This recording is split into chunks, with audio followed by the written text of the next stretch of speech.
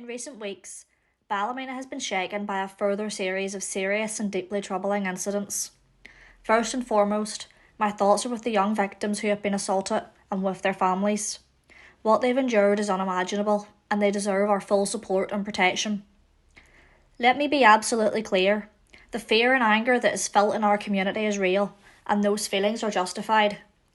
As a young woman, I share the anxiety so many females are now feeling, simply walking around our own town, where we work, socialise, and now fear for our own safety.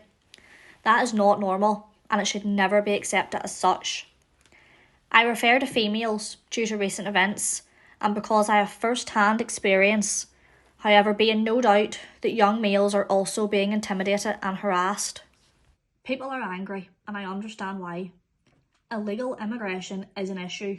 It's not a myth, not a political football, a real issue. £5.5 million is being poured into immigration measures without any open debate in the Assembly about the legislation that is behind it. Many of our elected representatives are staying silent. They are paralysed by fear of being labelled racist for raising concerns. That is cowardice, and it's an insult to the people that they represent. Let me also say this, and I say it with urgency. Violence and destruction is not the answer. The unrest we've seen in recent days is not helping our cause, it's hindering it. Burning streets and terrorising our own neighbourhoods only obscure the valid concerns we're trying to highlight. The people of Ballymena deserve better than this chaos. Let's not forget, it's our own businesses, workers and local families who are suffering the most. Small business owners are cleaning up broken glass instead of serving their customers. Some aren't opening at all. Workers are afraid to go to their jobs. Families are frightened their houses may be damaged simply because of where they live.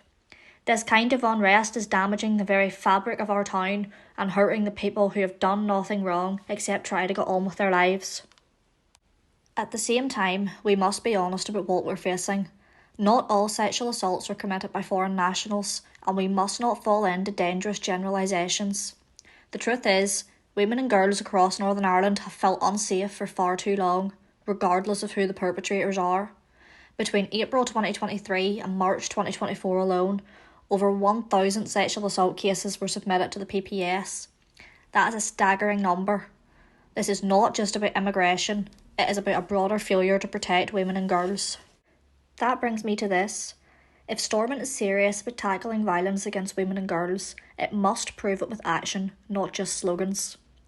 This policy is listed as a flagship priority in the Executive Office's own budget. Yet when we examine how that money is being spent, the picture becomes deeply troubling. Far too much is being handed to councils, which have at best a limited role in ending violence against women and girls.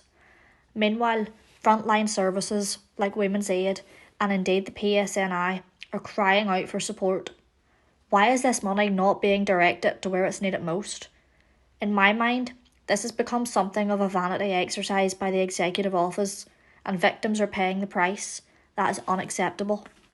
There are serious lessons to be learnt from what we have witnessed. As a society, we must confront difficult truths, hold our institutions accountable, and take real action, not just empty words, to ensure the safety of our communities. Let's be clear, Ballymena has reached a boiling point. The anger on our streets didn't appear overnight. It's been building because people feel ignored, patronised and silenced. But that frustration must be channelled into constructive action, not chaos. We owe it to the victims, to our young people and to our town to stand up, speak out and demand better, because enough is enough.